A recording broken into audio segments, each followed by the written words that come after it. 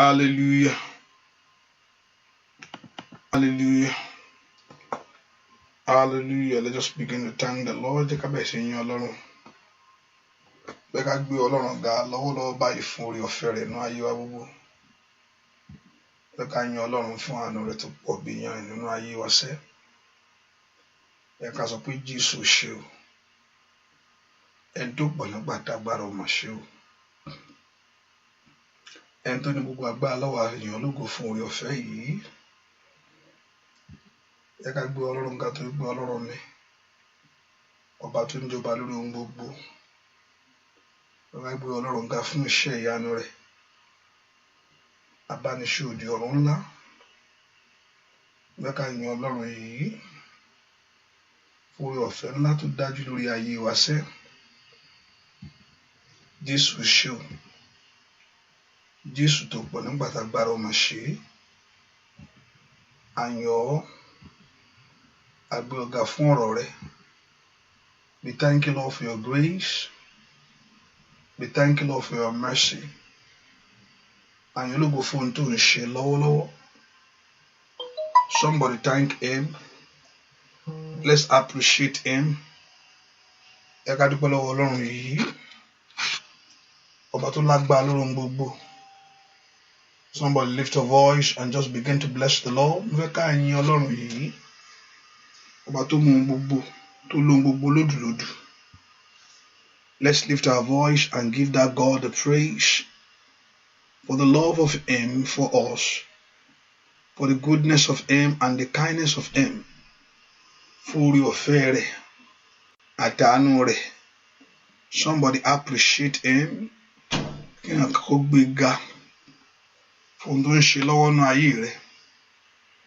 Fún ohun tí ó ṣe lónìí. Bẹ́ẹ̀ kó yìn Ọlọ́run yìí. Jésù ṣe o.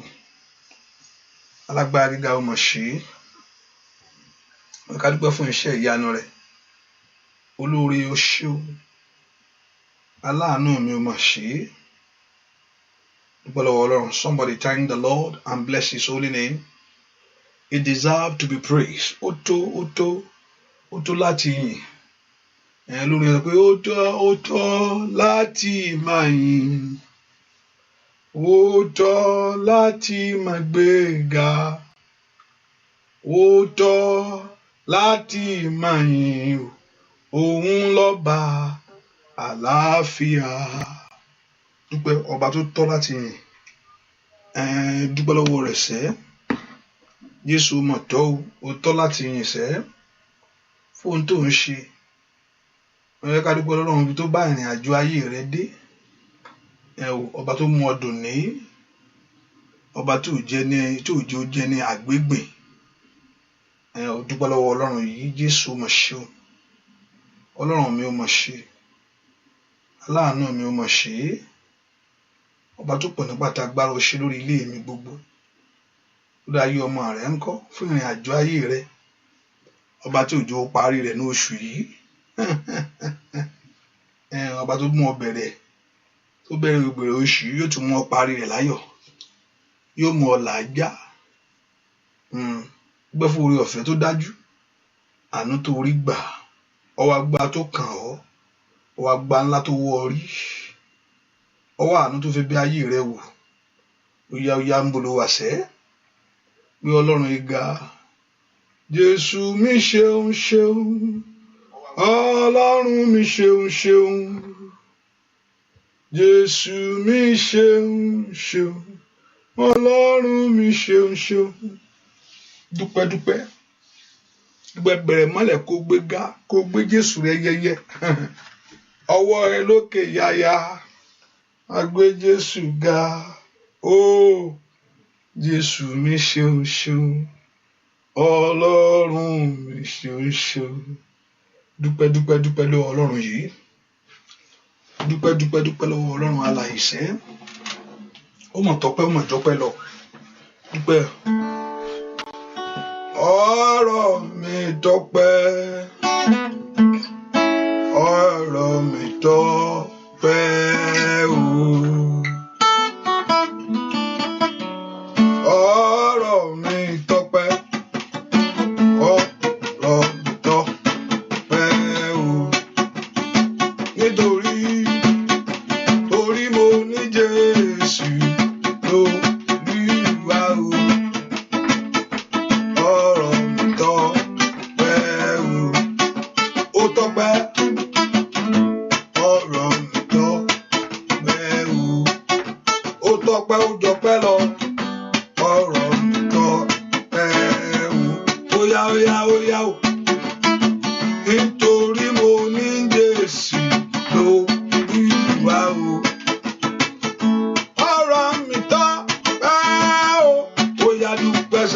lọ́wọ́ rẹ̀ sẹ́. Ọ̀rọ̀ mi gbọ́ bá o. Ẹ̀yà kan ò bá gbé Ọlọ́run ga sẹ́kọ̀ọ́ yìí. Kábíyèsí sí o.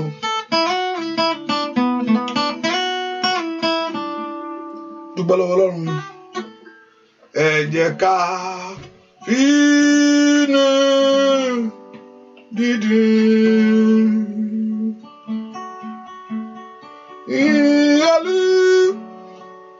Olúwa olóore.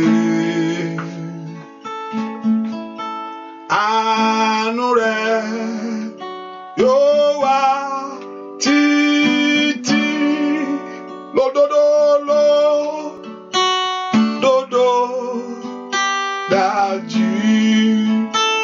dájú ó nípa agbára rẹ̀ ó nípa agbára rẹ̀ fi mọ́lá sọ́yọ́ tútù àánú rẹ̀ ó yóò wà títí lódodo dájú ó mọ gbogbo ẹ̀dá láyé o gbogbo ẹ̀dá láyé ó ń pèsè fún àníwọ̀n pèsè fún wa níwá àánú rẹ̀ yóò wá títí òdodo dájú ó ń bùkún fún àyànfẹ́ rẹ̀ òkun fàyànfẹ́ rẹ̀ nínú aginjù ìparun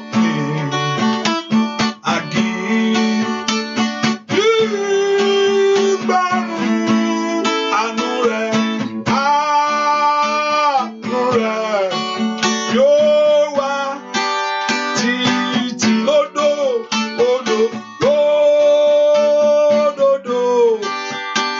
dájú ẹ jẹ́ ká fi ní dídùn ẹ̀ ká nínú dídùn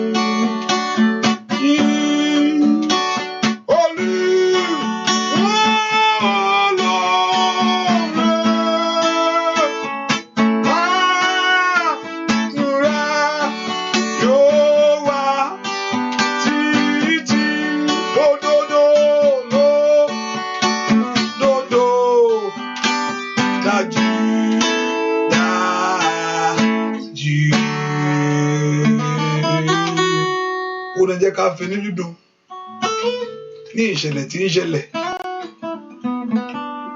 ó sì jẹ́ ọba lórí ohun gbogbo. Ẹ jẹ́ ká fi ní dídùn kó fi ọkàn ìdùnnú yìn òun ló ń sọ. Ó ní ohun gbogbo ẹ jẹ́ ká máa dúpẹ́. Ó nítorí èyí ni ìfẹ́ Ọlọ́run fún wa. Ọba tí òjò dúpẹ́ bẹ́ẹ̀. Ọpẹ́ kò ń ṣe pé it's not a choice. Is a command. You have no choice. Whether good or bad, you need to give thanks to him. Ọba tí ó jẹ́ ó dúpẹ́ bẹ́ẹ̀ níwájú Ọlọ́run. Ó ṣé o. Òru kọjá sí ti dùn tó. Ògo ni fún orúkara. Ó tán ní ẹ̀san. Ògo ni fún orúkọ rẹ̀, owó ẹ̀kọ́ tó gbọgbẹ́ sàn. Ògo fòkọ rẹ̀, ògo fòkọ rẹ̀, ògo forúkọ Olúwa. Ògo fòkọ rẹ̀, hallelujah, ògo fòkọ rẹ̀, ògo forúkọ Olúwa. Owó ọkàn tó gbọ́ gbẹ̀san. Ògo ni fún orúkọ rẹ̀. Oúnjẹ fún ọkàn tẹ́bí kípa. Ògo forúkọ Olúwa, ògo fògo rẹ̀. Ògo fògo rẹ̀. Ògo fògo rẹ̀. Ògo forúkọ Olúwa. Ògo fògo rẹ̀. Hallelujah. Ògo fògo rẹ̀. Ògo forúkọ Olúwa. Ó tán àníyàn ẹlẹ́ṣẹ̀. Ògo forúkọ Olúwa. Ó fún aláàárẹ̀ ní ìsinmi. Ògo ni fún orúkọ rẹ̀. Ògo fògo rẹ̀. Ògo fògo rẹ̀. Hallelujah. Ògo fògo rẹ̀. Ògo forúkọ Olúwa. Ògo fògo rẹ̀. Ògo fògo rẹ̀. Ògo forúkọ Olúwa. Jẹ́ ìyàwó ìran ẹlẹ́ṣẹ̀ o. Ògo ni fún orúkọ rẹ̀. Pé mo ti rí Olùgbàlà o. Mo ní fún orúkọ rẹ̀. Ògo fògo rẹ̀. Ògo fògo rẹ̀. Ògo fògo rẹ̀. Ògo forúkọ Olúwa. Ògo fògo rẹ̀. Ògo fògo rẹ̀. Ògo forúkọ Olúwa. Dúpẹ́ lọ́wọ́ ẹni tó ní ọsẹ́. Mo fẹ́ kó dúpẹ́ lọ́wọ́ Jésù yìí, ọba tó ṣàánú ayé rẹ, ọba tó jẹ́ kó ráàánú gbà. Dúpẹ́ lọ́wọ́ Ọlọ́run yìí. Jésù mà ṣe o. Dúpẹ́ dúpẹ́ dúpẹ́ dúpẹ́ dúpẹ́ dúpẹ́. Dúpẹ́ lọ́wọ́ Ọlọ́run yìí.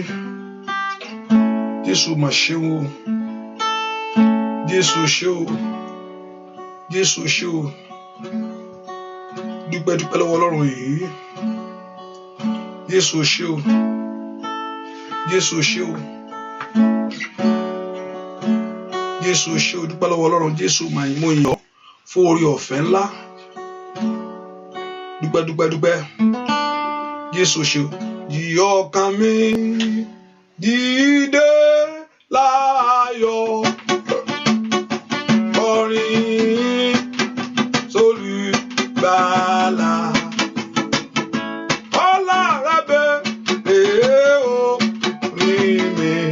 Ṣéun fẹ́rẹ̀, ṣéun fẹ́rẹ̀ tí pọ̀ tó. Orí mo ṣe pé ní ṣubú. Síbẹ̀ ó fẹ́ mi, síbẹ̀ ó fẹ́ mi là fẹ́ gan. Ó yọ mí nù, ó yọ mí nù. Nínú òṣì mi. Ṣéun fẹ́rẹ̀ tí pọ̀ tó. Ogun ọ̀tá dìde, ogun ọ̀tá dìde sí mi. Ayé èṣù dènà mi o, ayé àti èṣù dènà mi. Ó mú mi là gbogbo rẹ̀ jà, ó mú mi là gbogbo rẹ̀ jà.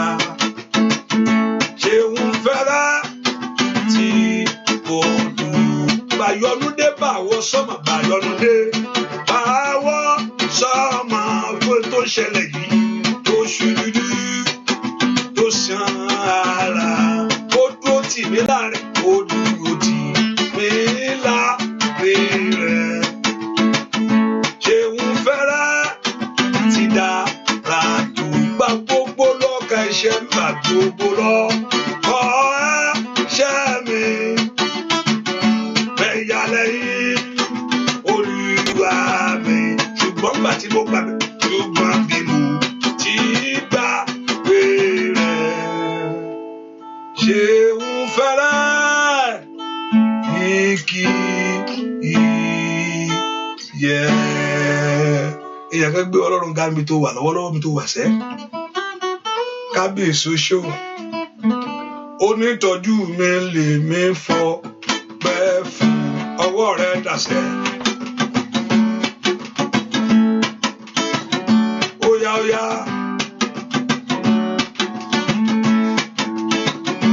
onítọ́jú ayé mi sẹ́ onítọ́jú ọmọ rẹ ni ẹni tó dá ọ sí tó pa ọmọ wò. Bàbá onítọ́jú mi lè mí fọ pẹ́ fún ta ló fọ pẹ́ fún lórí ọmọ lórí ọkọ. Onítọ́jú ayé mi lè mí fọ pẹ́ fún kò má jẹ́ ń wo ju ẹkún rárá kò má jẹ́ ń rẹ̀ kẹ́ ò ṣe ó jàre. Ayálayọ̀ lèmi àti lèmi wà ó. Onítọ́jú mi lèmi fọ pẹ́ fún óyá yá. Onítọ́jú ayé mi lèmi fọ pẹ́ fún. Onítọ́jú mi lèmi fọ pẹ́ fún.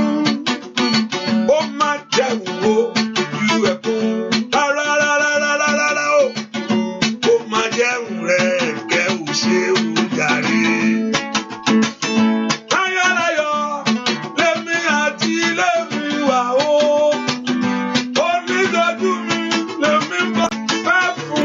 Ó pa ọmọ lọ́wọ́ ewu yìí. Ó ń dá ọ sí tilétilé. Akóniyọ̀ kó ọyọ. Ọba tí ò jẹ́ kí ewu kó lu ayé rẹ ni. Óyá óyá ọwọ́ rẹ dà. Ìjó òwúpẹ́ rẹ dàsẹ́. Kábíyèsí ó mọ̀ ṣe. Abániṣe òbí ọ̀run ńlá. Oore tó ṣe nígbà gbogbo. Ọba tí ò jẹ́ kí ìjà kí alárùn kó fẹ́ lù ọ́. Ọba tó ń kọ́ ọmọ tilétilé. Ọwọ́ rẹ̀ dàsẹ́. Onítọ́jú mi lèmi fọ pẹ́ fún. Onítọ́jú mi lèmi fọ pẹ́ fún. Ó má jẹun wo ju ẹkún rárá.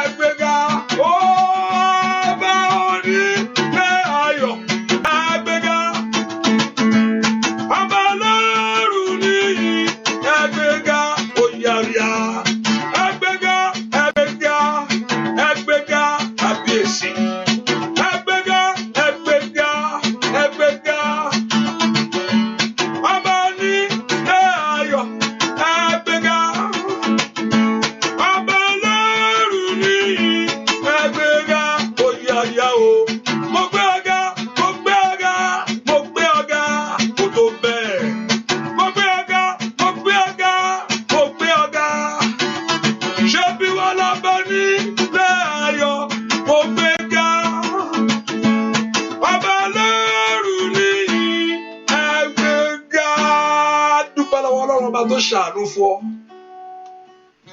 ọba tí òjò rìnrìn àrè, ọba tí òjò bọ́ kòtò, ọ̀tá gbẹ́ òjì ń bẹ̀ ni, ọ̀tá fẹ́ kó orí bẹ̀ Ọlọ́run ni ò gbà. Dúpẹ́ lọ́wọ́ Ọlọ́run ọba tó ṣàánú fún ayé rẹ. Lift up voice and just thank him. O ṣé Ọlọ́run ńlá, ẹlẹ́rù ni o mọ̀ ṣe o, Jésù mi o mọ̀ ṣe o. Lift up voice and just bless him. Kábíyèsí o ṣé o, kábíyèsí o ṣé ńlá. Mo gbéga, mo gbé ọ̀gá, mo gbé ọ̀gá, mo gbé ọ̀gá, mo gbé ọ̀gá, mo gbé ọ̀gá lórí ọmọ. Ọba onílé ayọ̀, mo gbéga. Ọba ẹlẹ́rù níyì, mo gbéga. Sọ fún Ọlọ́run kó dárí gbogbo ẹ̀ṣẹ̀ jì, gbogbo ẹ̀ṣẹ̀ pátápátá Ọlọ́run dáríjì. Ask the Lord to forgive every sin. Ohun tó mú ìyapa láàrin mi àti ìwọ Ọlọ́run, Olúwa dáríjì. Ask the Lord to forgive all your sin, to cleanse you from every trespasses and all transgression. Ask the Lord, Olúwa dárí ẹ̀ṣẹ̀ mi jì mí. Somebody lift your voice and tell the Lord right now, Olúwa dárí ẹ̀ṣẹ̀ mi jì mí. Ohunkóhun tí ò ń jẹ́ rí ọ, mo fẹ́ rí ìwọ, mo fẹ́ rí o. Òun fẹ́ kó fọhùn lórí ayé mi. I want you God to speak. Mo fẹ́ kó bá ń pàdé lọ́nà ìyanu.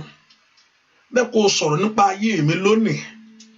Bẹ́ẹ̀ kó mí ìmísí ìyè sí ọ̀nà mi gbogbo. Somebody lift your voice and talk to God. Father, I need you, O God. Mo ń fẹ́ ìwọ Ọlọ́run. I need you, O God. Mo ń fẹ́ ìwọ Ọlọ́run.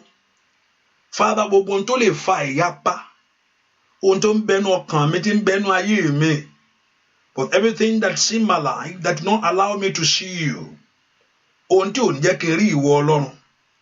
Ask the Lord to forgive you. Ask the Lord to cleanse you. In Jesus' name, we pray.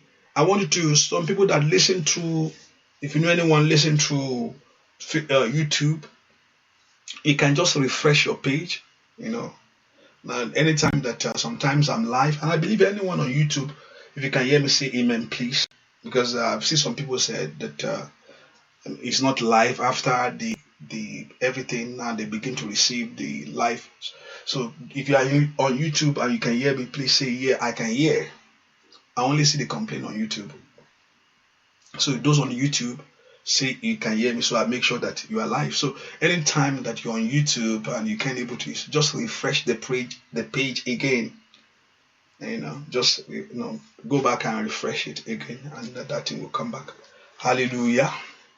I've never said anything. Say anyone say amen. Wow. Hallelujah. Let someone say amen at YouTube page. Oh, somebody says, are you saying amen to this? Okay, you can say I can hear, or you press 1.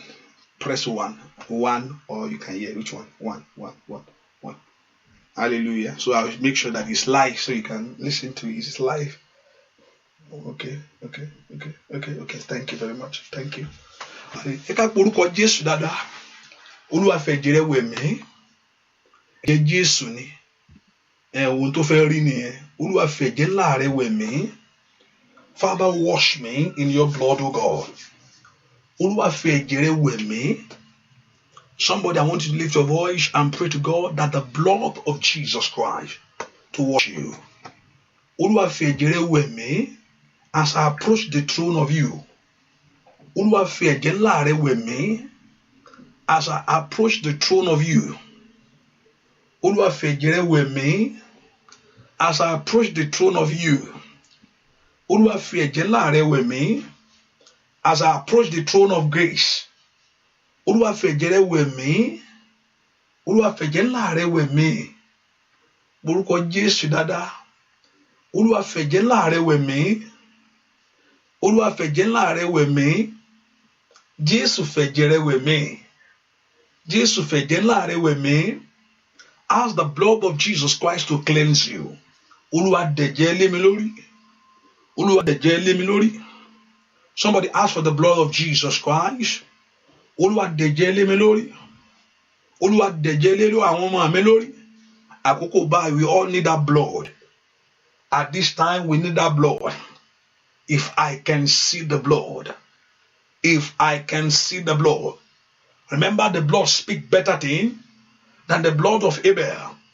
Olúwa dẹ̀jẹ̀ ńlá rẹ lé mi lórí. O ní dẹ̀jẹ̀ Jésù lórí ọmọ rẹ. O ní dẹ̀jẹ̀ Jésù lórí ọkọ rẹ. O ní dẹ̀jẹ̀ Jésù lórí ara rẹ gangan. You need that blood. Ẹ̀jẹ̀ tí kúrú tí ń sálọ, tí àrùn tí ń wọgbó. Somebody pray for that blood of Jesus Christ. Ẹ̀jẹ̀ Jésù. Ẹ̀jẹ̀ Jésù wí ayé mi. Somebody pray that the blood of Jesus to wash you. Olúwa dẹ̀jẹ̀ lé mi lórí. Somebody pray to God. Orúkọ Jésù dáadáa. Olúwa fẹ̀jẹ̀ wẹ̀ mí. Orúkọ Jésù dáadáa. Olúwa fẹ̀jẹ̀ ńlá rẹ wẹ̀ mí. Ẹ̀jẹ̀ Jésù. Orúkọ Jésù dáadáa. Rapasoto plende ketelebo kaba. Mayakuto prende shiketelebo. Orúkọ Jésù. Olúwa fẹ̀jẹ̀ ńlá rẹ wẹ̀ ayé mi lọ́wọ́lọ́wọ́. Olúwa dẹ̀jẹ̀ lé lórí. Ẹ̀jẹ̀ Jésù wẹ̀ mí. Wọ́n náà lanu kó gbàdúrà. Ẹ̀jẹ̀ Jésù wẹ̀ mí. Orúkọ Jésù dáadáa. Olúwa fẹ̀jẹ̀ rẹ wẹ̀ mí. Ẹ̀jẹ̀ Jésù wẹ̀ ayé mi. Somebody pray for that blood. Ó ní tó ń bá lè rí ẹ̀jẹ̀ náà. Tó ń bá lè rí ẹ̀jẹ̀ náà. Ó dán kiri kó wọlé tọ̀ wá. Ó di ìwé kíbi kó fò ooru. Rabaku ṣe telebo kaba. Orúkọ Jésù. Ẹ̀jẹ̀ Jésù yí ayé ọmọ mi ká. Ẹ̀jẹ̀ Jésù wọnú ilé mi wá. Wọ́n náà lanu kó gbàdúrà. Ẹ̀jẹ̀ náà bà lé mi. Gbọ́ àbàwọ́n. Gbọ́ àdúrà. Lórúkọ Jésù Kristi. Olúwa wá. I think the YouTube is working because I see people there. That uncle that said that the YouTube is working. Refresh the page. Refresh the page. Àpẹntí Jésù bá kó yọ o. Ẹni tí Sátánì bá fi sínú list yẹ. Àpẹntí Jésù bá rà padà mbẹ̀. Ó dá kó ra ayé tiẹ̀ padà. Ó dá kó ra ayé ọmọ rẹ padà. Ó dá kó ra iṣẹ́ rẹ padà. Ẹni tí Sátánì bá fi sórí list yẹ. Àpẹntí Jésù bá rà padà. Àpẹntí Jésù bá rà padà. Àpẹntí tó bá pè fún ìràpadà ayé rẹ̀ sẹ́. Gbàtà àwọn ọmọ yẹn fẹ́ sing. Tán fẹ́ wọnú omi lọ. Wọ́n pè Ọlọ́run pé Olúwa gbà wá o. Èèyàn ń dákẹ́. Ẹ bá dákẹ́ tí ẹ bá dákẹ́ náà. Ìyẹn ò gbúdọ̀ dákẹ́. Ẹ láti ké pe Ọlọ́run. Òun gan sọ fún ọ pé ké pè mí.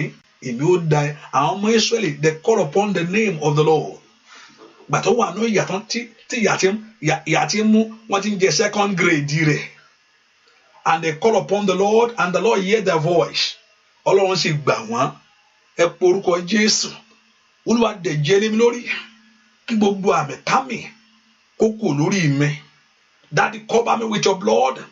Let every evil mark disappear. Ní orúkọ Jésù. Kí gbogbo àmì kámi. Ní orúkọ Jésù. Kó parẹ́ nínú ayé mi. Ní orúkọ Jésù. Olúwa dẹ̀jẹ̀ lé mi lórí. Kí gbogbo àmì kámi. Ní orúkọ Jésù. Kó parẹ́ nínú ayé mi. Olúwa dẹ̀jẹ̀ lé mi lórí. Kí gbogbo àmì kámi. Kó parẹ́ nínú iṣẹ́ mi. Olúwa dẹ̀jẹ̀ lé mi lórí. Kíkú kó rí mi sá. Kí àrùn mi kó rí mi gbẹ́lùgbẹ́. Ẹ porúkọ Jésù. That the blood of Jesus. Ẹ̀jẹ̀ Jésù kó yí ọ. Ẹ̀jẹ̀ Jésù kó wẹ̀ ọ. Ẹ̀jẹ̀ Jésù kó bò ọ. Somebody ask for the blood of Jesus to cover you. Olúwa dẹ̀jẹ̀ ńlá rẹ lé mi lórí. Ní orúkọ Jésù. Ẹ̀jẹ̀ Jésù ti ń yí bi dànù. Ètí mú orere wọlé. Ó máa yí bi dànù. Á mú ire wọlé. Á yí bi dànù. Á mú ire wọlé. Á yí bi dànù. Á mú ire wọlé. Ní orúkọ Jésù. Ẹ̀jẹ̀ Jésù ti ń ṣiṣẹ́ ìwòsàn. Ẹ̀jẹ̀ Jésù ti ń ṣiṣẹ́ ìtúsílẹ̀. Ẹ̀jẹ̀ Jésù ti ń ṣiṣẹ́ ìràpadà. Ní orúkọ Jésù. Ó yá dà lé ayé mi lórí. Ní orúkọ Jésù. Ó yá dà lé mi lórí. Gbọ́ àdúrà lórúkọ Jésù Kristi. Olúwa wá orúkọ Jésù. Olúwa pa gbogbo àmì ọ̀tá rẹ́. Olúwa pa gbogbo àmì ọ̀tá rẹ́. Gbogbo àmì bí. Gbogbo àmì èèyàn òkùnkùn. gbogbo àwọn àmì ẹ̀jẹ̀ lórí ayé mi sẹ́ Olúwa pa gbogbo àmì ọ̀tá rẹ́ ní orúkọ Jésù. Olúwa pa gbogbo àmì ọ̀tá rẹ́, gbogbo àmì ibi, gbogbo àmì òkùnkùn ó yá pa lórí ayé mi. Somebody lift your voice and ask the Lord. Olúwa pa gbogbo àmì ọ̀tá rẹ́, gbogbo àmì òkùnkùn, gbogbo àmì àwọn ẹni bí ó yá pa lórí ayé mi. Ẹ pe orúkọ Jésù dáadáa mi tó wà. Olúwa pa àmì ọ̀tá rẹ́, Olúwa pa gbogbo àmì òkùnkùn rẹ́ ní orúkọ Jésù. Ayabawo satelia parusheketelebo gbọ́ àdúà lórúkọ Jésù Kristi. Olúwa wa ìjẹ́ nìkan fi tùràrí ó fi nǹkan ó ti dẹ̀ kejì sí mo rí kíní ní ẹsẹ̀. Hallelujah.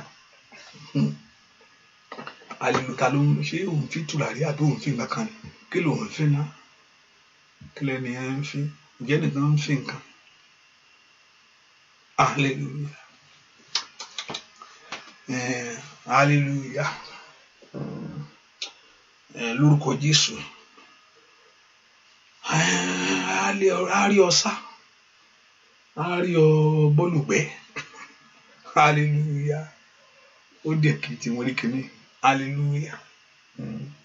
Gbogbo èéfín òkùnkùn yóò parẹ́, gbogbo àmì ọ̀tá yóò wọlẹ̀, ọwọ́ Ọlọ́run yóò kàn wàrà ànúgbà.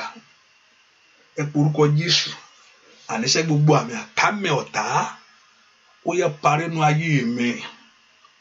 Gbogbo àmì òkùnkùn lórúkọ Jésù parẹ́. Ẹ pe orúkọ Jésù. Gbogbo àmì ọ̀tá ó yẹ parẹ́ nú ayé mi. Let every evil mark disappear from you. Gbogbo àmì ọ̀tá ó yẹ parẹ́ lórí ayé àwọn ọmọ mi gbogbo. Pe orúkọ Jésù. Gbogbo àmì ẹni bí ó yẹ parẹ́ sẹ́. Gbọ́ àdúà lórúkọ Jésù Kristi. Olúwa wa ẹ pe orúkọ Jésù. Ẹnìkan gbàdúà. Tí bá dé ẹnìkan gbàdúà. Olúwa má jẹ́ n bọ́ síbi tí ọ̀tá àbí ti ń dọdẹ mi. Má jẹ́ n bọ́ páńpẹ́ ọ̀tá. Ibi tí ọ̀tá ti ń dẹ ọdẹ ayé mi. Ní orúkọ Jésù. Olúwa yí bí dànù. Ibi tí ọ̀tá ti ń dẹ ọdẹ ayé mi. Nǹkan gbogbo nǹkan tó ń ṣẹlẹ̀ Sátánì náà ló lu àwọn ipa o. Ayé nǹkan mọ̀ nǹkan náà ni. COVID-19 ló fi ń pa wọn, ó fi ń palẹ̀ ẹlòmíì mọ́. COVID-19 is just a general thing. Ó pààyàn lọ́pọ̀lọpọ̀. Ó ṣàfi kankan kó wọn lómi ọbẹ̀.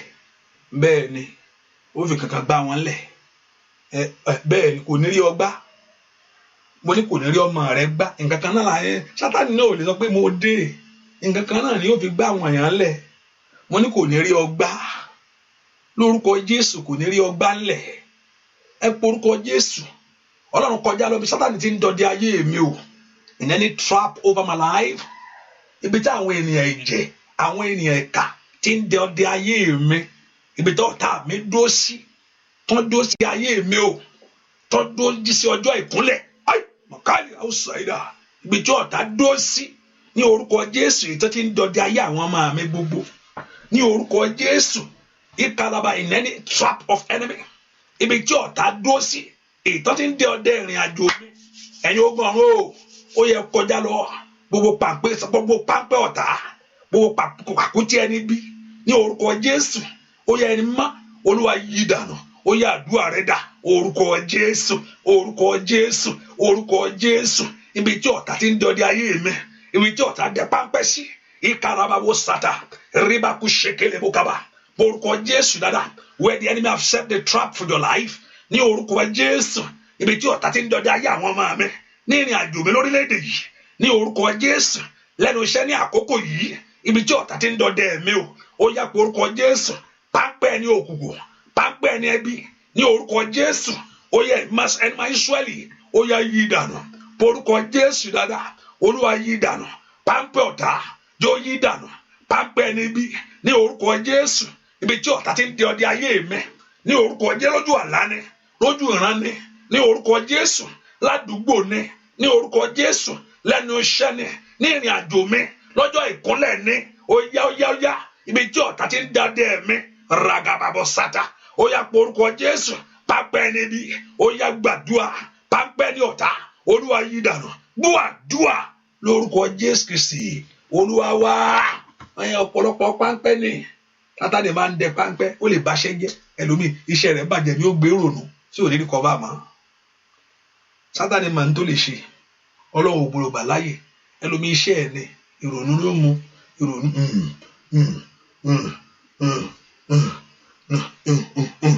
nìkan bá jálẹ̀. Bẹ́ẹ̀ ni àní orúkọ Jésù dáadáa. Bí tí ọ̀tá ti ń dẹ ọdẹ ayé mi o, má jẹ́ ń bọ́ bẹ́ẹ̀.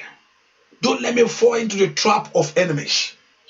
Lórúkọ Jésù má jẹ́ ń bọ́ ń pápẹ́ ọ̀tá. Olúwa yí dànù. Olúwa yí ìdí tó fi ń gbàdúrà kí ibi lè yí dànù ni. Only redeem the day because days are evil. Orúkọ Jésù, every trap of enemy for my life. Gbogbo pápẹ́ ọ̀tá fún ayé mi o. Eléyìí tí ń jà ránran yìí ni.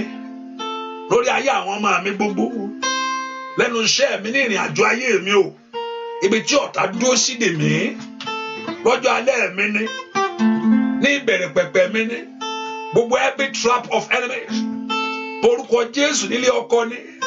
Ó yá lọ́jọ́ ìkúnlẹ̀ rẹ ni. Màṣídà bàkúsàdà. Orúkọ Jésù. Ẹni máa ń Ísírẹ́lì yí dànù. Ó yá gbogbo páńpẹ́ ọ̀tá. Orúkọ Jésù sẹ́. Olúwa yí dànù. Páńpẹ́ níbí.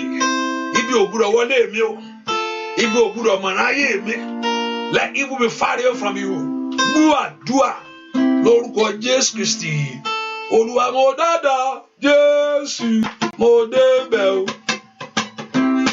Mo dáadáa Jésù mo débẹ̀ o. Ibi orí mi á ti dára mo débẹ̀ o. Ó yá o. Mo dáadáa Jésù mo débẹ̀ o. Atóríṣe mo dáadáa Jésù mo débẹ̀ o. Bàbá o, ibi orí mi á ti dára mo débẹ̀ o. Ọwọ́ rẹ dàṣẹ. Atóríṣe kó torí rẹ ṣe. Abániṣe kó bá ọ ṣe. Ní kankan, ní kéré, ní wẹ́rẹ́wẹ́rẹ́, ní kíákíá. Ó yá o. Orí tiẹ̀ mú láyé, ojú ò gbúdọ̀ tì ọ́. Ayé ò gbúdọ̀ yọ̀ ọ́. Tí ẹ ò gbúdọ̀ bàjẹ́.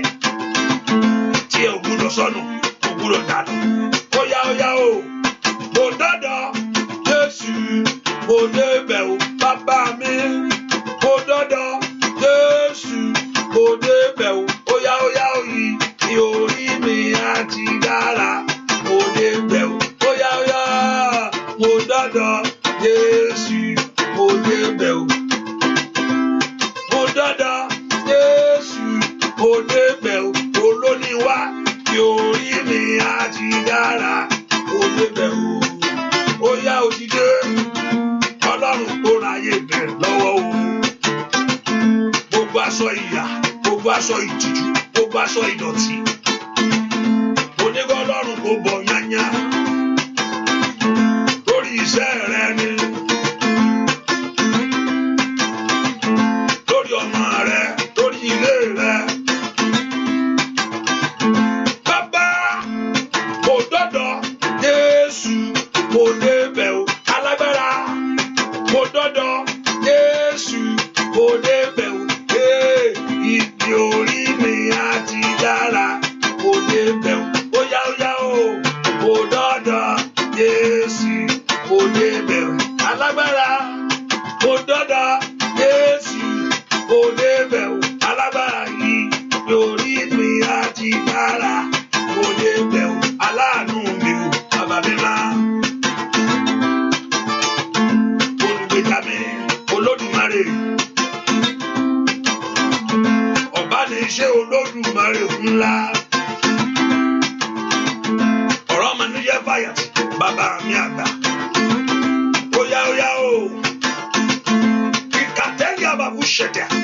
Jẹ́ kókun jíjà mi ó ṣẹ́. Jẹ́ kókun jíjà mi ó lọ. Bàbá.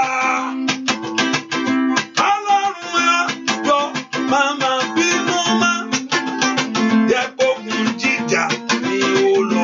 Ó yá o bàbá. Jẹ́ kókun jíjà mi ó ṣẹ́. Eléyìí pàdé Olódùmarè. Jẹ́ kókun jíjà mi ó lọ. Ó yá.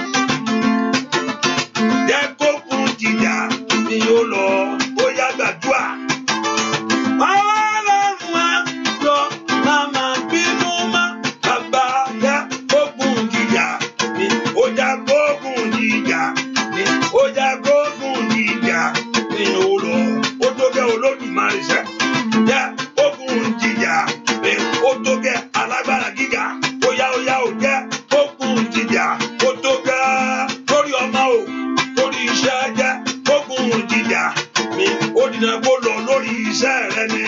Jẹ́ ogun jíjà ní lórí iṣẹ́ rẹ, lórí ẹbí rẹ sẹ́. Jẹ́ ogun jíjà ní ó lọ. Tó bá ti dọ̀la, gbogbo wa ń gbàwẹ̀ lọ́la. Ọ̀la ó gbàwẹ̀ lọ́la o. Mo sẹ́lí mọ́ní kọfì lọ́la o. Ẹ̀yin tẹ́ máa ń ṣá mọ́ní kọfì. Bájọ́ ọ̀la kó gbàwẹ̀. So bá dọ̀la. I know tomorrow is Wednesday. I know it's the Bible study. But by God's grace, I'll be here. I'll be here in the Hallelujah. And I will come back in the afternoon to pray with the English section in the morning.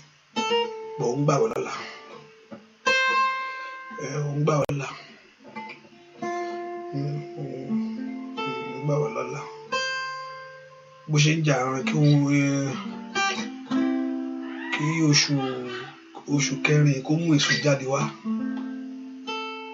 Kí oṣù kẹrin bó ṣe rí kó mú èso jáde fún ọ. Kó mú èso ńlá jáde fún ọ. Ọlọ́run ayọ̀. Ọlọ́run ayọ̀ bà mí. Ọlọ́run ayọ̀ mo wojú rẹ o. Wá bá mi ṣe ètè mi. Àrọ̀ mi kó láyà. Ọlọ́run ayọ̀ mo wojú rẹ. Wá bá mi ṣe ètè mi. Àrọ̀ mi kó láyọ̀. Ọlọ́run ayọ̀ owó jù rẹ̀. Bàbá mi ṣètè mi. Láyọ̀ ọlọ́run ayọ̀ owó jù rẹ̀. Bàbá mi ṣètè mi.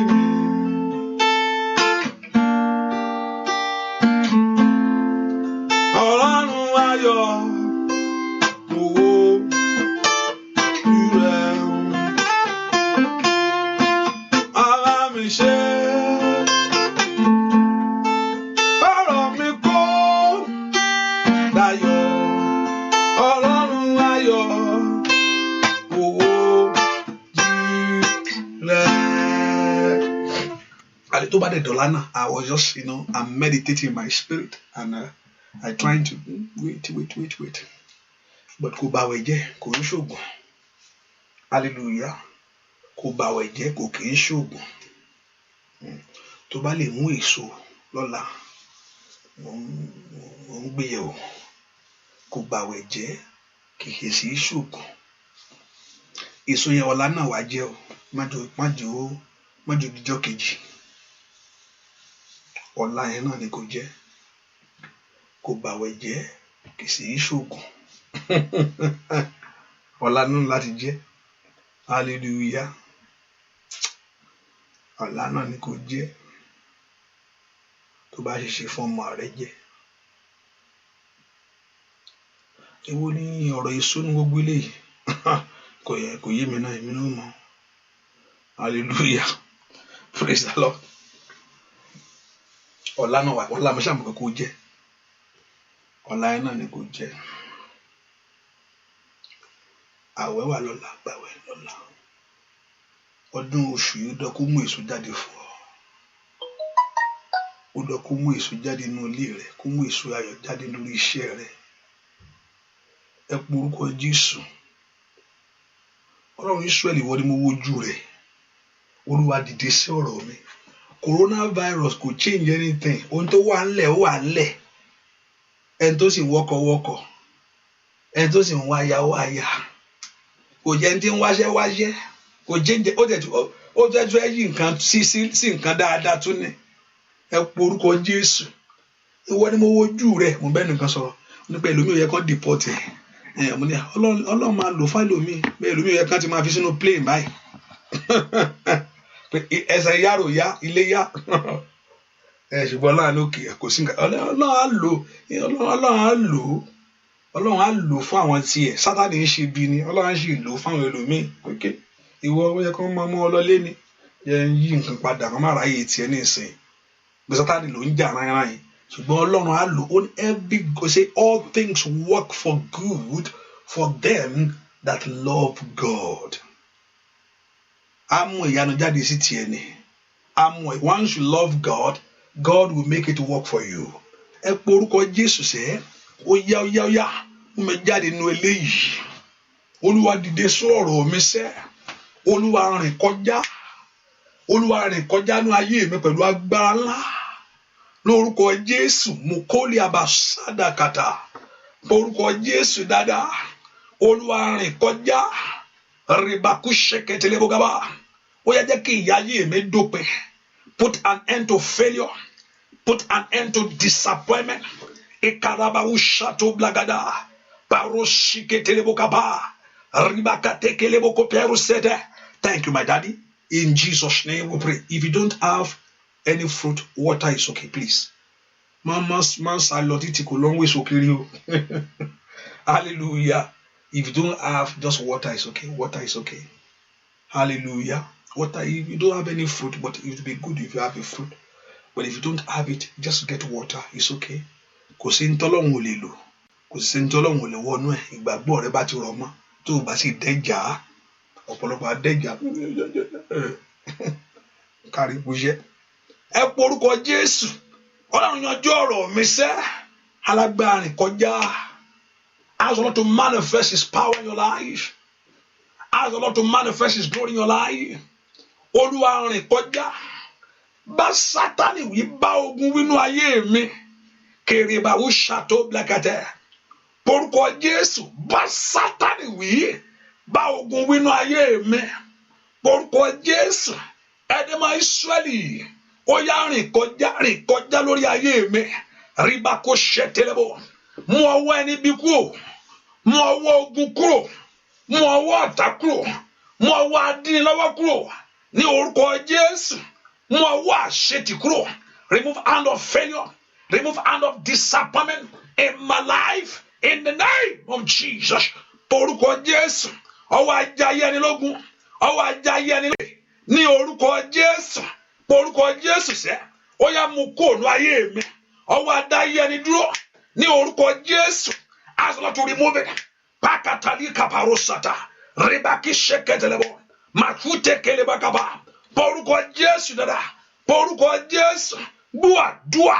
Lórúkọ Jésù Kristi. Olúwa wa. Ẹ porúkọ Jésù bí tó wà. Olúwa má jẹ́ kí inú ìpinnu ọ̀tá lórí mi ṣẹ. Ọ̀tá ń rò Ọlọ́run ni ò gbọdọ̀ gbà fún. Ọ̀tá ń rò lórí ọmọ. Ọ̀tá sì máa ń wo ibi tó máa ti dùn yàn lọ máa ń wá. Kí ló lè dùn táwọn àwọn lè ṣe fún tó máa dùn dáadáa. Ìgbà náà jẹ́ kí nǹkan ti dá àti gbogbo ẹ̀ ṣe ṣe yọ̀tọ̀mí. A bá yọ nǹkan lẹ̀. Ẹ porúkọ Jésù. Ẹ porúkọ Jésù dáadáa. Ẹ porúkọ Jésù. Ẹ sọ fún Ọlọ́run. Gbogbo ìmọ̀ta fún ayé mi o. Every plans of the devil. Gbogbo ìmọ̀ta láti pa. Gbogbo ìmọ̀ta láti jà mí lólè. Gbogbo ìmọ̀ta láti bà mí láyọ̀ jẹ́. Ó nínú rẹ̀ ń dùn ni. Ó lóun fò òkè ni. Ẹ filẹ̀ kò rí nǹkan kan ló fà á. Yaka plendo suka. Gbogbo ìmọ̀ta to rob me of my blessing. To rob me of my glory. To delay my progress. To debar my glory. Láti dènà ògo mi. Every plans of the devil in my life. Every plans of the devil concerning my life in this season. Ikarababo sata. Concerning my home. Concerning my children. Orúkọ Jésù níbi tó wà. Olúwa bà màtá jẹ́. Olúwa yí ìmọ̀ta dò. Olúwa sọ́dọ̀ fún. Somebody lift your voice and pray. Ẹ porúkọ Jésù. Olúwa yí ìmọ̀ta dànù. Fún ayé mi 2020. In 2020. Bà màtá jẹ́. In 2020. Sọ mọ̀ta dò fún. In 2020. Bà màtá jẹ́. In 2020.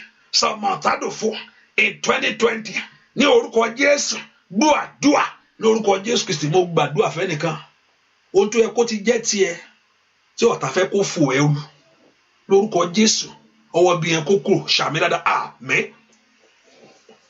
Mo ń gbàdúà fẹ́nìkan lọ́wọ́ báyìí ohun tó yẹ kó bọ́ sí fún ẹ ní àkókò tó yẹ kó bọ́ sí, èyí tí ọ̀tá fẹ́ kó fò ọrù, gbogbo tó yẹ kó jẹ́ tiẹ̀, gbogbo tó yẹ kó ti dì mọ́wọ́, tó yẹ kó ti ní, tí ọ̀tá fẹ́ kó kọjá ẹ̀, tó fẹ́ kó fò ẹrù ní orúkọ Jésù. I pray ní orúkọ Jésù. Mo gbàdúà gbogbo ìmọ̀ yẹn kó yí dànù àmín. Ṣàmì dáadáa àmín. Gbogbo ìmọ̀ta lájẹ́ kó ohun tó yẹ kó jẹ́ tiẹ̀, ohun tó yẹ kó ti ní, ibi tó yẹ kó ti wà, ibi tó yẹ kó ti dé, èyí tó yẹ kó fò ẹrù, èyí tí ò fẹ́ kó kàn ọ́, èyí tí ò fẹ́ kó jẹ́ tiẹ̀, èyí tí ò fẹ́ kó rí bẹ́ẹ̀ wọ̀, èyí tí ò fẹ́ kó rí bẹ́ẹ̀ ṣe. Makali Pauli Saira, gbogbo ìmọ̀ta yìí, gbogbo agbá tí ń ṣọ́, gbogbo agbá tí ń tẹ̀lé ọ kiri, gbogbo agbá tí ń títí ń bá ayé rẹ jà, gbogbo agbá tó dúró tì ọ́, Makali ká Farosata, èyí tó fẹ́ kí eléyìí fò ọrù, ohun tó yẹ kó ti tẹ̀ ọ́ lọ́wọ́, ohun tó yẹ kó ti jẹ́ tiẹ̀, ibi tó yẹ kó ti wà, ohun tó yẹ kó ti ní, èyí tó yẹ kó fẹ́ kó fò ọrù ní orúkọ Jésù. Gbogbo ìmọ̀ yìí Olúwa yí dànù àmín. Ṣàmì àmín. Ohun tó yẹ kó tẹ̀ ọ́ lọ́wọ́ kó jẹ́ tiẹ̀ ní ọdún yìí àmín.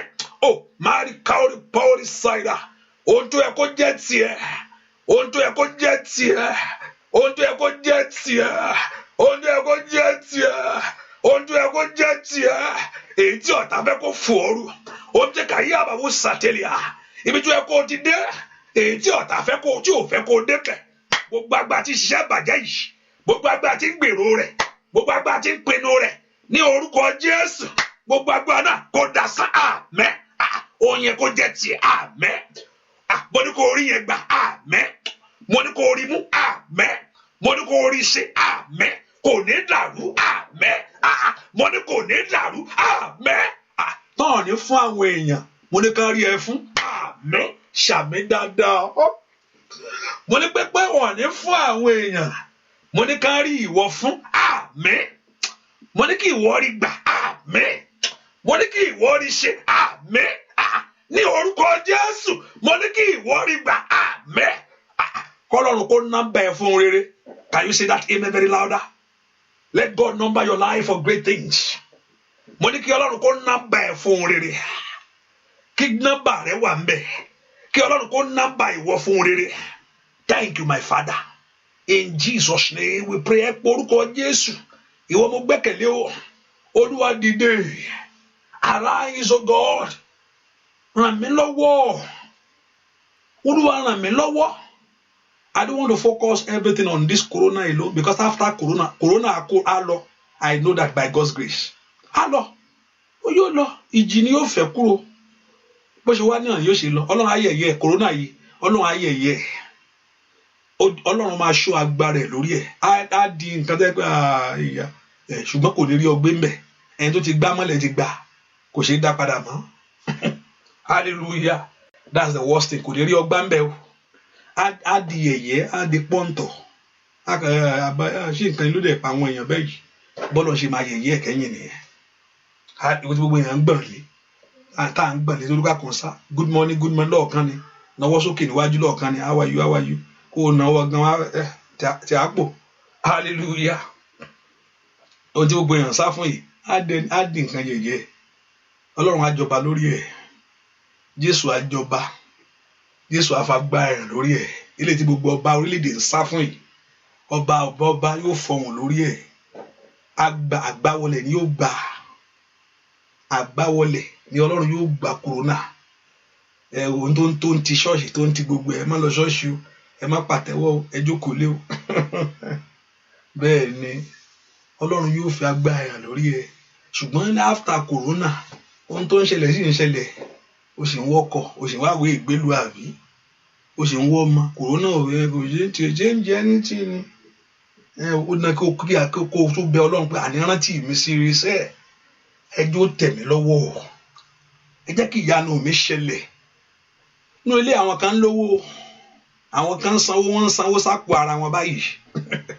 bẹ́ẹ̀ ni àwọn kan wọ́n á sanwó sí pọ́kẹ́ẹ̀tì ẹlòmíì mọ́tò tó yóò gbé ń bẹ̀ o ẹ̀rọ bó ti mọ iye yín bẹ́ẹ̀ ni ẹlòmíì àgbé mọ́tò tuntun eléyìí táwọn kan ṣe ń pariwo ẹlòmíì ti wọ mọ́tò tó máa ra ẹlòmíì ti ń pe madam lọ́wọ́ ibi tó máa ṣí ṣọ́ọ̀bù sí bẹ́ẹ̀ ni ibi táwọn èèyàn sá kiri ẹlòmíì ń pe madam rẹ̀ pé lọ́wọ́ ibi tó ṣí ṣọ́ọ̀bù sí o torí pé gbẹgbẹgbẹ ti wọlé ẹ po orúkọ Jésù sẹ́ Ọlọ́run ṣe tèmi sẹ́ ẹ jẹ́ rí tèmi ṣe ẹ jẹ́ ó bọ́ sí fún mi kó gbúdọ̀ bàjẹ́ kó gbúdọ̀ dàrú ẹ po orúkọ Jésù Olúwa múnú mi dùn rí kàpá sòtó plẹ̀dẹ̀kẹ̀tẹ̀ Olúwa mú ayọ̀ mi kún oore kó bọ́ sí fún mi ní orúkọ Jésù oore kó wọlé tọ̀ mí wá let good things come for me nínú eléyìí rapatototolikaba orúkọ Jésù sẹ́ nínú eléyìí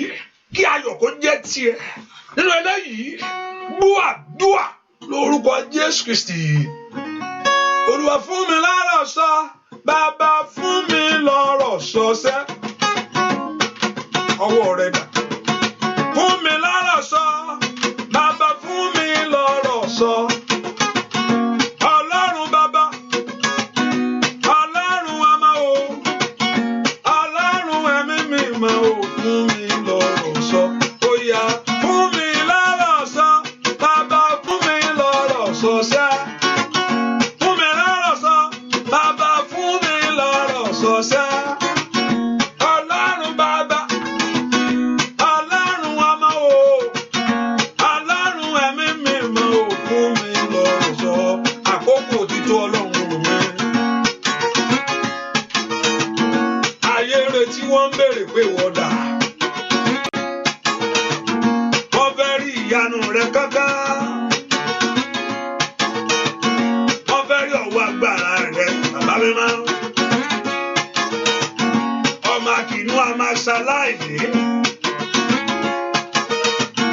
Ebi a máa pa wọ́n ṣùgbọ́n àwọn tó gbẹ́kẹ̀lé ọ bàbá wọn kì yóò ṣaláìní ohun tó dára ìwọ lolùpamọ́ olùjì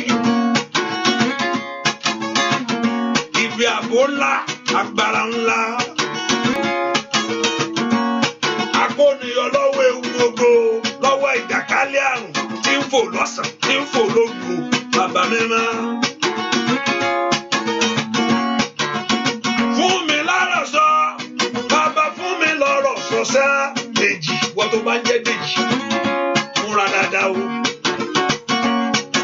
Fún mi lọ́rọ̀ sọ bàbá fún mi lọ́rọ̀ sọ sẹ́ o tún lè lórúkọ mi níwájú o bóyá Adédèjì ló ń jẹ́ o èmílẹ̀ tó ń jẹ́ mbẹ́. Fún mi lọ́rọ̀ sọ bàbá fún mi lọ́rọ̀ sọ ẹ̀mí mímọ́. Fún mi lọ́rọ̀ sọ bàbá fún mi lọ́rọ̀ sọ sẹ́. Ọlọ́run bàbá Ọlọ́run ọmọ o bàbá o Ọlọ́run ẹ̀mí mímọ́ o fún mi lọ́rọ̀ sọ ó yá fún mi lọ́rọ̀ sọ bàbá fún mi lórí ọmọ ó yá fún mi lọ́rọ̀ sọ bàbá fún olórí iṣẹ́ rẹ fún mi lọ́rọ̀ sọ. Ìgbélé yìí ó dẹ kó mú ẹ jáde fún ọ o gbọ́dọ̀ gbé lásán ó yá lórúkọ Jésù tó bá máa jáde kó jáde sọ́wọ́ rẹ ni yí gàdàgàdàgà sí tẹlẹbùkà fún mi lọ́rọ̀ sọ bàbá fún mi lórílẹ̀-èdè yìí bàbá mi ò fún mi lọ́rọ̀ sọ bàbá fún mi ó yá fún mi lọ́rọ̀ sọ bàbá fún lórí iṣẹ́ rẹ ni fún mi lọ́rọ̀ sọ bàbá fún ó dẹ kọ́ lọ́rùn kó fún ọ sọ fún mi lọ ó dẹ kó jáde fún rere ó dẹ káyé kó rí ọ fún mi lọ́rọ̀ sọ bàbá fún lórí iṣẹ́ fún mi lọ́rọ̀ sọ bàbá fún mi lọ́rọ̀ sọ. Ẹ porúkọ Jésù Ọlọ́run fún mi lọ́rọ̀ sọ jẹ́ òrèrè bọ́ sí fún mi Olúwa fún mi lọ́rọ̀ sọ ó dájú pé wàá borí eléyìí èmi gbàgbọ́ pé eléyìí ò ní gbé ẹnìkankan jẹ bẹ́ẹ̀ ni kò ní gbé ọjẹ́ wàá gbé àdóhun ìtàn ìyanu rẹ ò gbọdọ̀ tún jáde pé ẹ máa tún máa ṣe kó o tún kẹlòmí rẹ pé inú ìgbélé yẹn ló tún wà That God, and that is all everybody now begin to know everything normal, and now you begin to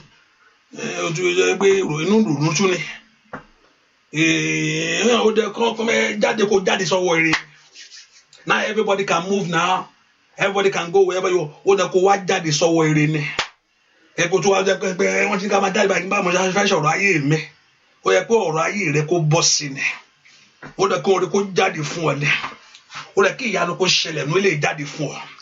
Ní Egypt, Ọlọ́run mú tàwọn ọmọ Ísírẹ́lì, ó mú tí wọ́n yàtọ̀. Ó náà kí tiẹ̀ yàtọ̀. Ẹ po orúkọ Jésù. Olúwa fún mi ní ọ̀rọ̀ sọ. Ẹ jẹ́ kó orí kó ṣẹlẹ̀.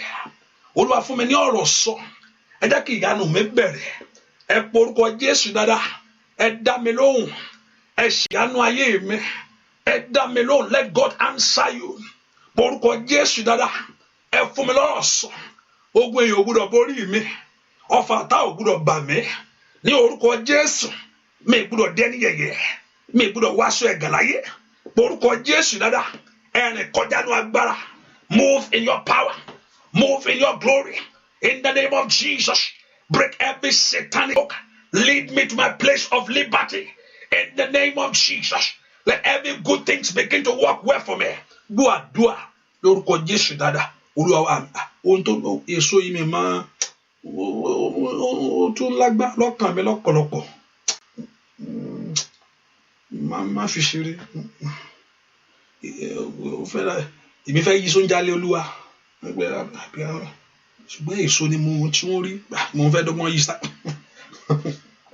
òótọ́ ni mi gbọ́dọ̀ parọ́ mo fẹ́ dọ́gbọ́n yí sáájú Olúwa àbọ̀ oúnjẹ alẹ́ Olúwa ni kí ilé bàbá mo fẹ́ dọ́gbọ́n ra oúnjẹ alẹ́ Olúwa pọ̀ èso èlò ó ń padà wá tó bá lóúnjẹ alẹ́ Olúwa kó lóúnjẹ alẹ́ Olúwa náà ni kò sí àtọ̀ mẹ́ hallelujah lẹ́pọ̀ oúnjẹ Olúwa fẹ́ ká jẹ eat the Holy Communion it's okay but èso èlò ń wá I don't know. Kò bá wẹ̀ jẹ́ àbí kò sí nǹkan hallelujah kò bá wẹ̀ jẹ́ kò bá nǹkan jẹ́ ẹ̀fọ́ wa parí àwẹ̀ gan wọ́n gan dó kó lọ mú nǹkan jẹ́ nsàlẹ̀ ni hallelujah praise the Lord so kò bá nǹkan jẹ́ kò ń ṣògùn hallelujah kò bá nǹkan jẹ́ ó ń padà wá tí nǹkan bá ti ń padà wá bẹ́ẹ̀ àìní o.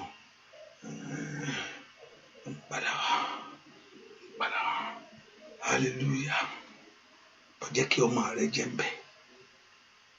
Jẹ́ kí ọmọ rẹ jẹ́ ńbẹ̀. Jẹ́ kí ọmọ rẹ jẹ́ ńbẹ̀. Jẹ́ kí ọmọ rẹ jẹ́ ńbẹ̀. Thank you, Daddy. Ẹ porúkọ Jésù. Olúwa fún mi lọ́rọ̀ sọ. Ìjì ayé mi dákẹ́. Let the storm of my life, my shoulder of anything. Remember, I'm coming back in the night. And I will just a little bit after 12, not because I'm trying to make Wednesday for the Europe people, but a little bit after 12, just a little or exact after 12, because of those people that are going to work. So you wake up. And tell me, say London, GLO set alarm yín. Ẹ porúkọ Jésù. Ẹ jẹ́ kí ìjì dákẹ́. Let this storm be over. Orúkọ Jésù. Ẹ jẹ́ kí ìjì kó dákẹ́. Let this storm be over. Ìjì tí ń jà ayé mi o. This storm that's in my life. Ìjì tí ń jà ránran yìí. Ìjì eléyìí ó tún dì nǹkan lọ́wọ́ ni. It's holding many things down. Ọ̀pọ̀lọpọ̀ pé wàá ti mú ma graduate lọ́dún yìí. Ṣùgbọ́n wàá sì graduate. Ẹ porúkọ Jésù. Let this storm be over. Ìjì ayé tiẹ̀ gangan ìjì tó ń jà ọ́ kí corona tó dé. The storm that's in your life already before corona. Ní orúkọ Jésù, let it be over. Ìjì corona, let it be over. Lift your voice and call upon the Lord. Orúkọ Jésù, ìjì ayé mi dákẹ́. Olúwa rìn kọjá. Orúkọ Jésù, Olúwa rìn kọjá. Yabawu shatalibagaba. Ìjì adínilọ́wọ́. Ìjì tó ń fẹ́rẹ̀ dànù.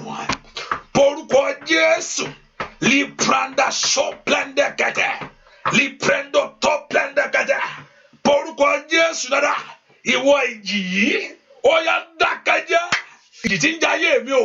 Ìkarabaku ṣata. èyí tí ń fẹ́ lọ́sàn-án èyí tí ń fẹ́ lóru ìjì ajírégbé abarijẹ́ asọ́rẹ́dànù ní orúkọ Jésù agbé ayé ẹni sálẹ̀. As well, let this storm be over. Somebody lift your voice to God. Ẹ jẹ́ kí ìjì dákẹ́, ìjì ayé mi dákẹ́. Abogun wí bá eléwí fún mi. Abogun wí bá eléwí fún mi. Ní orúkọ Jésù, ìjì tí ń fẹ́rẹ̀ dànù, ìjì tí ń jírégbé, ìjì tí ń fẹ́ pépà dànù.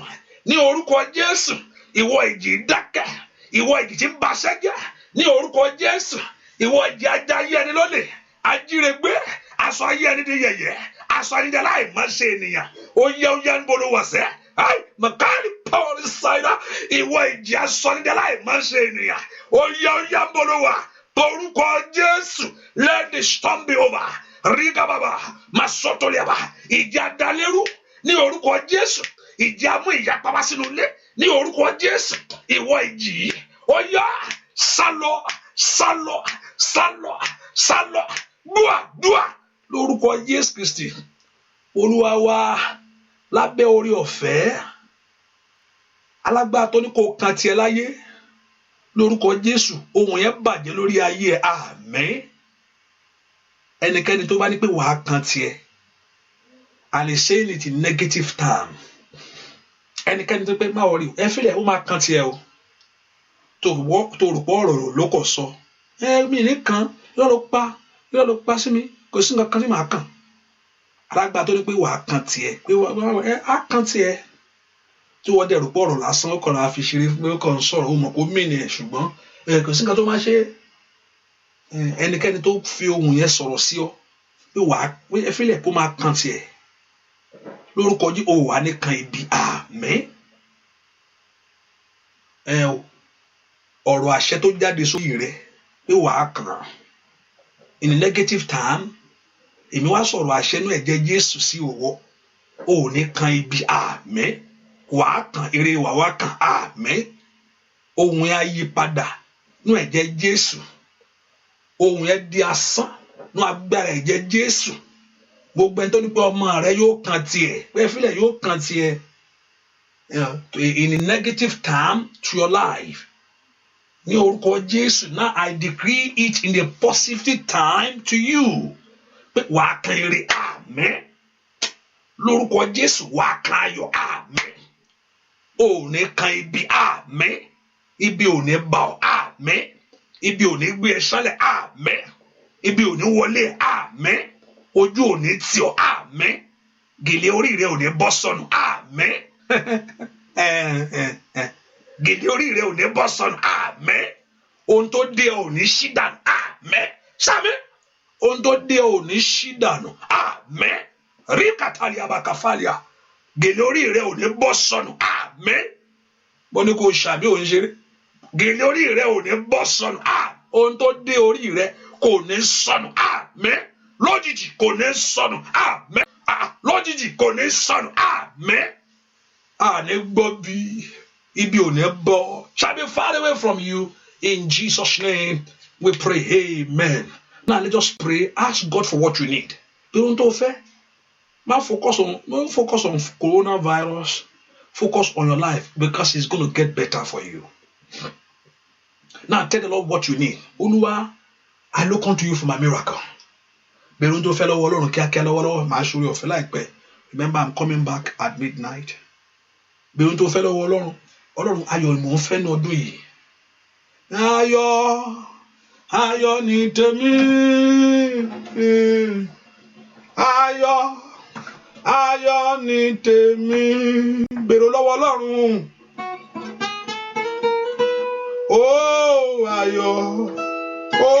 Ayọ̀ ni tèmi. Bẹ̀rù tó ń fẹ́ ask God for what you need. Ayọ̀ ni tèmi. Ayọ̀ ni tèmi. Ayọ̀ ni tèmi. Lórí ọmọ o.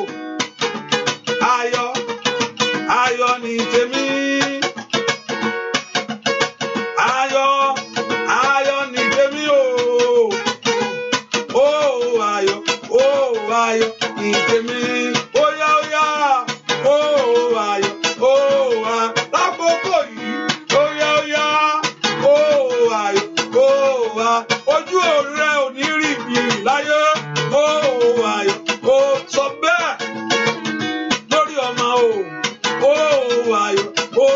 ayọ̀ ní tèmi lórí iṣẹ́. Ayọ̀, ó yá pé mọ́ra rẹ̀, ó yá, ayọ̀, olórúkọ Jésù. Ayọ̀ ní tèmi, ayọ̀ ní, ayọ̀ ní tèmi lórí iṣẹ́.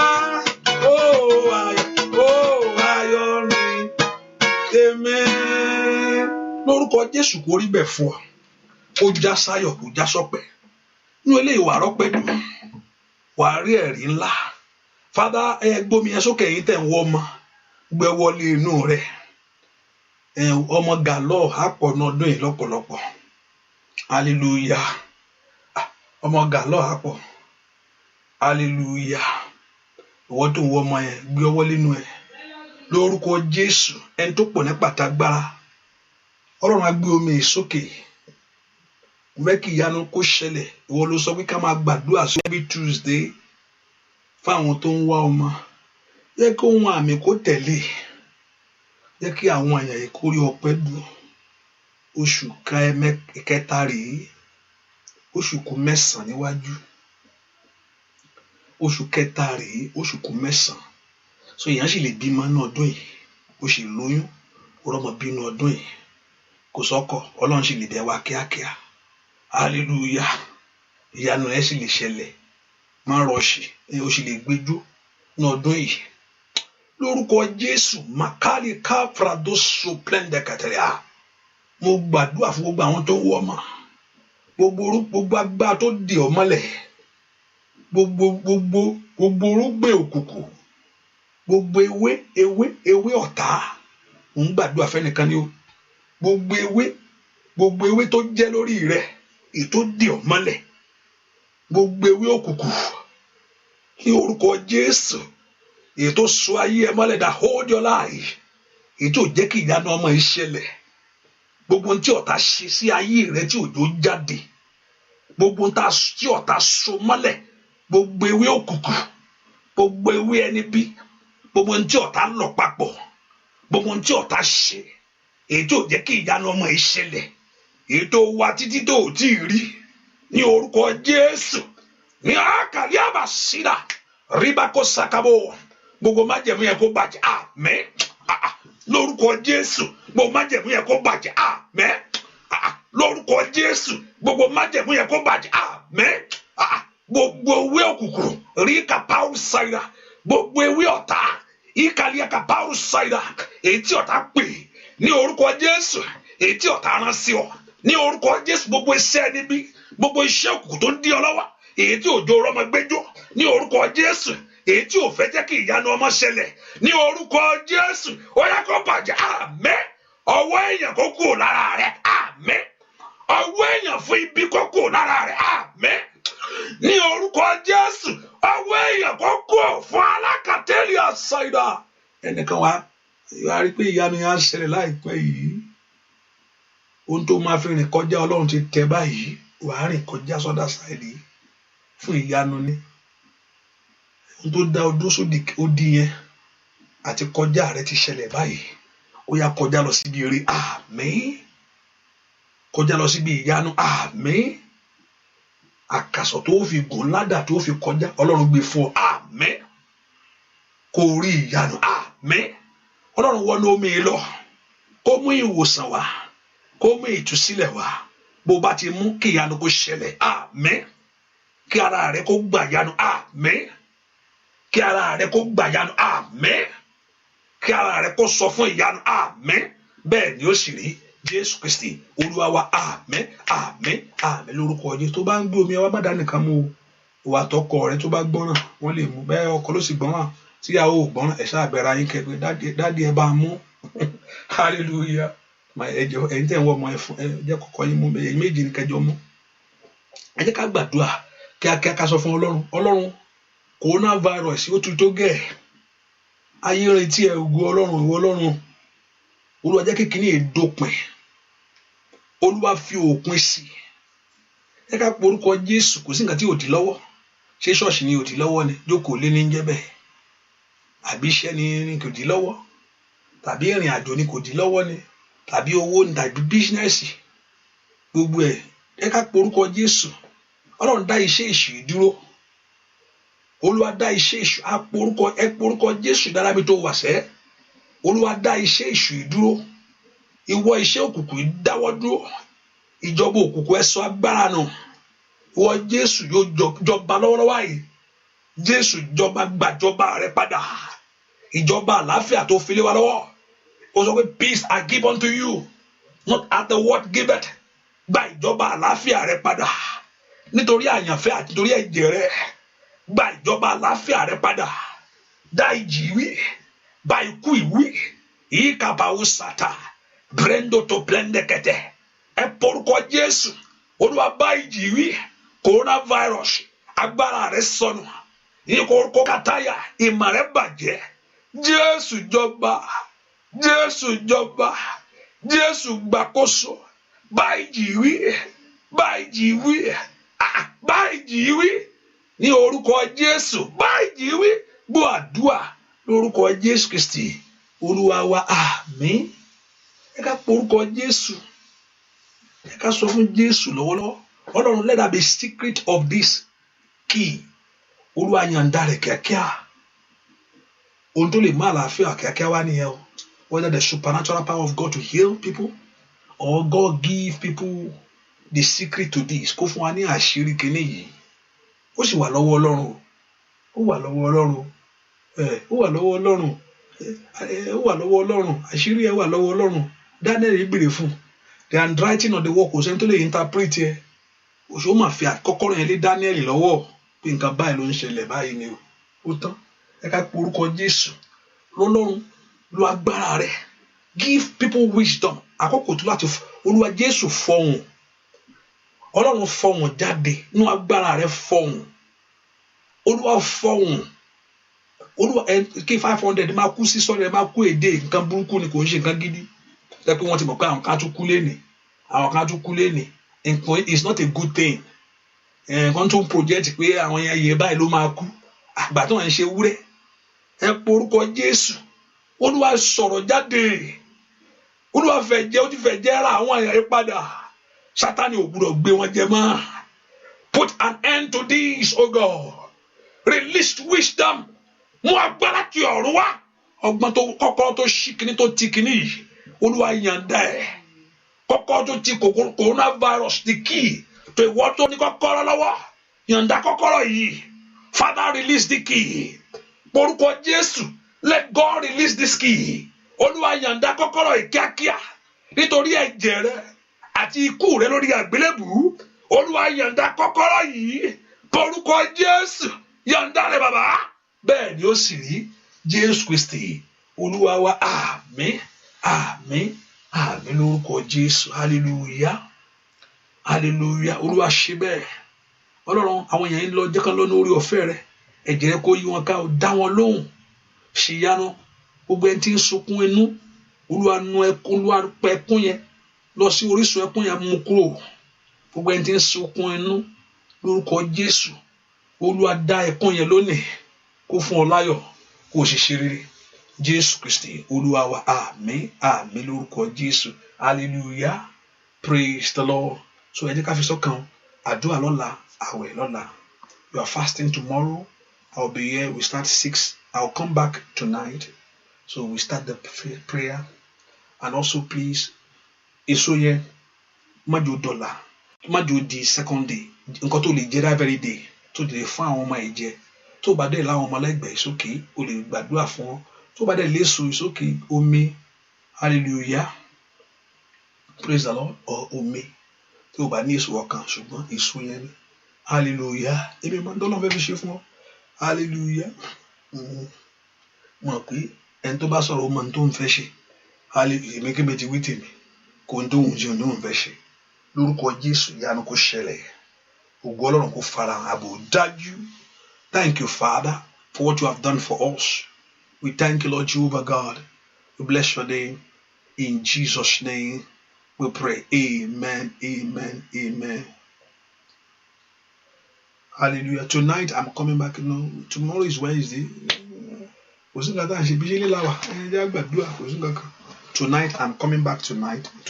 Every Wednesday sometimes I do come. So I'm coming back maybe at 12 or after 12. But I would like to come. So so people that want to go to work, be able to go to work. Hallelujah. The Lord Jehovah God will bless you and do great to fruit today or tomorrow. Fruit is tomorrow. Not today is tomorrow. Olani, Ola. But remember that Ola Belati Alei, at midnight. Ẹ̀yin tẹ́ wà ní Europe ẹ máa ti wà láàárọ̀ now. So Olani, Ola là ń gbàdúrà, Ọlá ló ń gbàwẹ̀. Àwẹ̀ rẹ̀ bẹ̀rẹ̀ látọ̀la. Hallelujah. The Lord will help us in Jesus' name. And the Lord Jehovah God will do great things for us in the name of Jesus. Orí ọ̀fẹ́ Jésù Kristu lọ ìfẹ́ mọ́ ti Ọlọ́run. Aláboyún lórúkọ Jésù, oyún rẹ ò ní bàjẹ́. Wàá rí bí o. Aláboyún oyún rẹ ò ní bàjẹ́. Wàá rí bí. Kò ní bàjẹ́. Wàá rí bí. Ọ̀tá ò ní gbọ́wọ́lé. Wàá rí bí. Wàá rí bí. Aláboyún wàá rí bí. Bẹ́ẹ̀ ni ó ṣe rí. Jésù Olúwa wa. Àmín. Gbọ́wọ́lé inú yẹn. Olóyún yẹn gbọ́wọ́lé inú yẹn. Wàá rí bí, kò ní bàjẹ́. Bẹ́ẹ̀ ni ó sì rí. Jésù Olúwa wa. Àmín. Hallelujah. Praise the Lord. See you tonight. God bless you. Bye-bye. God bless you. Bye-bye. See you.